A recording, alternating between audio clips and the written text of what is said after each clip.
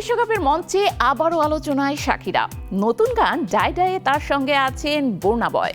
মার্কানা স্টেডিয়ামের টিজারেই ছড়িয়ে পড়েছে উত্তেজনা। ভক্তদের চোখ এখন শুধু একটাই প্রশ্ন, এই গান কি আবারও ওয়াকা ওয়াকার মতো ইতিহাস গড়বে, নাকি এবার আসবে নতুন কোনো চমক?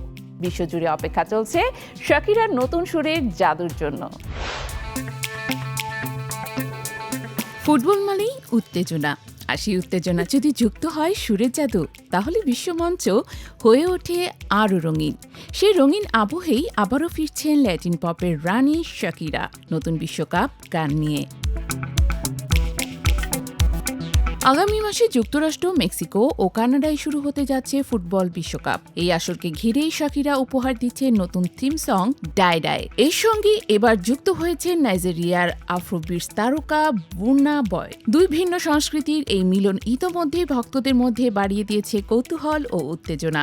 সম্প্রতি শাকিরা নিজের ইনস্টাগ্রামে গানটির 1 মিনিটের টিজার প্রকাশ করেন। সেখানে তাকে দেখা যায় ব্রাজিলের ঐতিহাসিক মারাকানা স্টেডিয়ামের মাঝখানে, হাতে বিশ্বকাপের অফিসিয়াল বল ট্রিওন্ডা নিয়ে দাঁড়িয়ে আছেন। চারপাশে বিভিন্ন দেশের সংস্কৃতিকে তুলে ধরা নৃত্যশিল্পীদের উপস্থিতি আর চোখ ধাঁধানো আলোর খেলা পুরো ভিডিওটিকে দিয়েছে উৎসবের আবহ।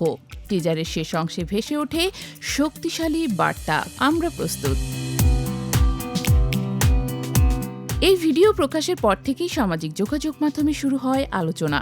অনেকেই বলছেন শাকিরার ফিরে আসা মানেই বিশ্বকাপের পুরনো জাদু আবারও ফিরে পাওয়া। কেউ লিখেছেন শুধু এই কণ্ঠই বিশ্বকাপের আবেগ জাগিয়ে তোলে। 14 মে বিশ্বব্যাপী মুক্তি পাবে পুরো গানটি। আয়োজকরা জানিয়েছেন বিশ্বকাপের থিম সং হিসেবে এবার বৈশ্বিক ঐক্য, সংস্কৃতি ও ফুটবলের আবেগকে একসাথে তুলে ধরাই মূল উদ্দেশ্য। শাকিরার জন্য এটি কোনো নতুন অভিজ্ঞতা নয়। 2010 সালের বিশ্বকাপে তার ওয়াকা ওয়াকা গান বিশ্বজুড়ে ইতিহাস তৈরি করেছিল। সেই গান আজও ফুটবল প্রেমীদের মনে এক আলাদা আবেগ জাগায়। এরপর 2014 সালে লা লা লা গান দিয়ে তিনি দর্শকদের মাতিয়েছিলেন। এমনকি 2006 সালের জার্মানি বিশ্বকাপের সমাপনী মঞ্চেও তার পারফরমেন্স ছিল আলোচিত। এবারে বিশ্বকাপে অংশ নিচ্ছে 48টি দল, যা শুরু হবে 11 জুন থেকে এবং চলবে 19 জুলাই পর্যন্ত। শাকিরা নিজের দেশ কলম্বিয়ায়ও এই আসরে মাঠে নামছে, যা তার জন্য এই আয়োজনকে আরও বিশেষ করে তুলেছে। ফুটবল মাঠের উত্তেজনা আর সুরের আবেগ যখন একসাথে মিশে যায়, তখন তৈরি হয় এক ভিন্ন মাত্রার উৎসব।